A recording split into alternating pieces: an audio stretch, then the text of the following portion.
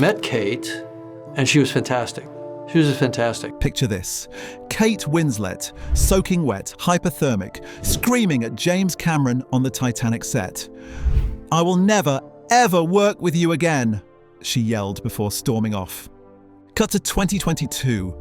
Same Kate Winslet holding her breath underwater for 7 minutes and 17 seconds, breaking Tom Cruise's record. Am I dead? Am I dead? Alive. You're very much alive. What was that? What do you think it was? I don't know. It could have been 6:10. It could have been 7:10. It was 7:15. Just to be in Cameron's Avatar sequel. What changed? Today, I'm exposing Cameron's secret circle. 7 actors who've survived his legendary brutality and keep coming back for more. By the end of this video, you'll know which A-lister walked off 3 different Cameron sets, which actor Cameron wrote a role for while they were literally unconscious, and the one performer who appeared in more Cameron films than anyone else, including a 30-second role that changed cinema forever. But first, you need to understand what it really takes to survive James Cameron. The Cameron Crucible. Ed Harris almost drowned filming The Abyss. Mary Elizabeth Mastrantonio had a complete nervous breakdown. Multiple actors have walked off Cameron sets mid-scene. This is a director who makes actors do their own stunts in freezing water, learn actual military tactics, and reshoot scenes until they're physically and emotionally destroyed. One crew member famously wore a t-shirt that read, "Life's abyss, then you dive." Cameron's response? The magic doesn't come from within the director's mind. It comes from within the hearts of the actors. Translation: if you can't handle the heat, get out of his kitchen. So who survived the Crucible? Let's start with the most surprising choice. Number 7. Lance Henriksen, the loyal soldier. Lance Henriksen was there when nobody knew who James Cameron was. Piranha 2, Cameron's first directing gig, a B-movie about killer fish that the studio literally took away from him. Most actors would have run. Henriksen stuck around, and when Cameron got his shot with the Terminator, guess who he called? Henriksen, to play a punk who gets his heart ripped out in 5 minutes. Not exactly a career-making role, but Henriksen showed up, committed completely, and nailed it. Then came Aliens. Cameron didn't just cast Henriksen as Bishop, he wrote the role specifically for him. Why? Because Henriksen had proven something rare in Hollywood: absolute loyalty without ego. "Cameron sets the bar high," Henriksen said. "If you want to come play with Jim Cameron, you better be prepared to do your best." That loyalty paid off. Henriksen appeared in 4 Cameron projects, including a cameo in Avatar. 30 years later, Cameron still remembered the guy who believed in him when he was nobody. Number 6, Kate Winslet, the Phoenix. Back to that Titanic meltdown. Winslet wasn't just being dramatic, she was genuinely suffering. Months in freezing water, endless night shoots, Cameron screaming again after take 47. The press had a field day. Winslet vs. Cameron, Hollywood's biggest feud. She's such a powerhouse as a star in her own right. I thought, oh, is she going to want to even be directed? It turns out that yes and no. The way Kate does it is she listens very carefully to what I say, and then she directs everyone else in the scene for me. But here's what nobody reported. 3 weeks after that blow-up, Winslet was back on set, giving the performance of her lifetime. Because she realized something that separates Cameron's chosen ones from everyone else. His brutality has a purpose. Fast forward to Avatar, The Way of Water. Winslet didn't just return, she became obsessed. 7 minutes underwater without breathing, learning an entirely new acting technique, pushing herself harder than Cameron ever pushed her. "I had to prove to myself that I could do it," she said. That's the Cameron effect. He doesn't just direct actors, he transforms them into warriors. Number 5, Sigourney Weaver, the Warrior Queen. Weaver almost didn't get Aliens. The studio wanted a younger, more traditionally feminine actress. Cameron fought them for months. His argument? Ripley isn't just surviving, she's evolving into something the universe has never seen. Cameron was right. Weaver's Ripley became the template for every action heroine that followed. But the transformation nearly broke her. Military training, weapons handling, emotional scenes that left her sobbing between takes. The payoff? an Oscar nomination, and a character that defined her career. Well, this picture was such a privilege to be a part of. It had the most wonderful script, the most wonderful cast, and an amazing director. Decades later, when Cameron needed someone to play a brilliant scientist in Avatar, he didn't audition anyone. He called Weaver. Why? Because she'd proven she could handle his vision and make it her own. Sigourney has incredible range, intense concentration, and steely determination, Cameron said. In Cameron speak, that's the highest praise possible.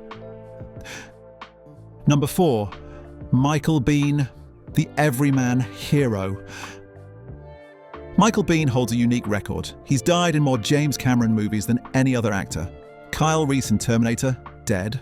Corporal Hicks in Aliens, dead. Lieutenant Coffey in The Abyss, really dead. Most actors would take this personally. Biehn saw it as an honor. Jim doesn't kill characters randomly, Biehn explained. When your character dies in a Cameron film, it means something. It drives the story forward. That's the Biehn difference. He understood that Cameron wasn't just making movies, he was crafting mythology. Biehn's characters weren't just heroes. They were sacrificial heroes, ordinary men who became legends through their deaths. Cameron kept casting him because Biehn never complained about the brutal shoots, never questioned the vision, and always found the humanity in characters who could have been generic action figures.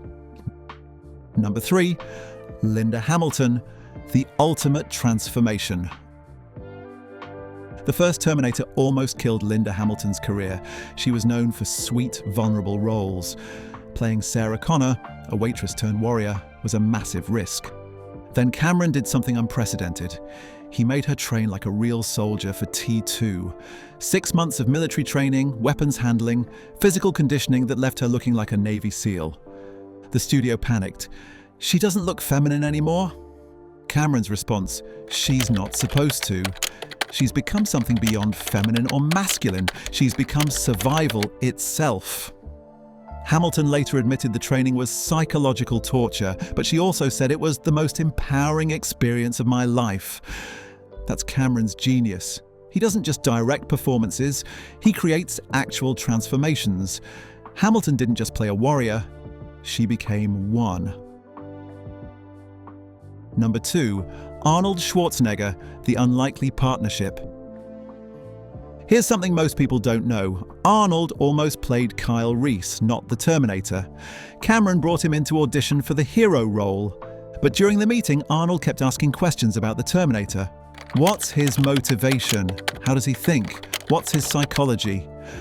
Cameron realized something. This bodybuilder understood character development better than most trained actors. Arnold wasn't just thinking about looking intimidating, he was thinking about creating a believable killing machine. I was petrified, Cameron admitted. I thought I was working with a star. Arnold came out of it even more a star. 3 films later, Terminator, T2, True Lies, Arnold had become Cameron's most bankable leading man. Not because he was the best actor in Hollywood, but because he approached every role like a scientist studying human behavior. Number 1, Bill Paxton, the Cameron Whisperer. Bill Paxton appeared in 5 James Cameron films. 5, more than any other actor in cinema history with a single director. But here's the crazy part. His first role was getting killed in 30 seconds as a punk in The Terminator.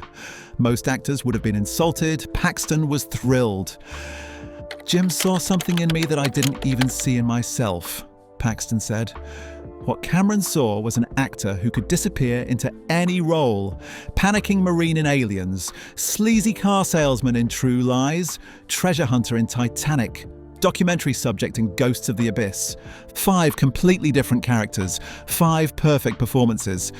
When Paxton died in 2017, Cameron's statement was telling, he was a brilliant actor and a true friend. His warmth and passion infected every room he was in. That word, friend, is key, because Paxton understood something the others learned. Working with Cameron isn't just about surviving his intensity, it's about matching it. The secret formula. So what's the real secret to Cameron's inner circle? It's not talent. Hollywood is full of talented actors. It's not star power. Cameron has made unknowns into superstars. It's something much rarer. The ability to transform pain into art. Every one of these actors went through hell on Cameron's sets. The difference is, they used that hell to create something extraordinary. They didn't just endure Cameron's process, they embraced it, mastered it, and came back for more. Cameron doesn't want actors. He wants collaborators in obsession, partners in the pursuit of impossible visions. And once you prove you can handle that level of intensity, you're not just in his movies, you're in his family. These 7 actors didn't just survive James Cameron, they helped him revolutionize cinema. From the groundbreaking effects of Terminator, to the emotional depth of Titanic, to the technical wizardry of Avatar, these partnerships created movie magic that's still influencing filmmakers today. But here's the thing that separates Cameron's chosen ones from everyone else. They understood that great art requires great sacrifice. They were willing to be broken down and rebuilt in service of something larger than themselves. Avatar 3, 4, and 5 are coming. Some of these faces will return because once you've proven you can survive Cameron's crucible and emerge with something extraordinary, you've earned a place in cinema history. The next time you watch a Cameron film, remember, you're not just seeing actors playing roles. You're witnessing the result of artistic warfare, where only the strongest survive and the survivors become legends. We are committed to releasing 2 videos a week. Like, share, subscribe, and hit the bell icon for more film lore.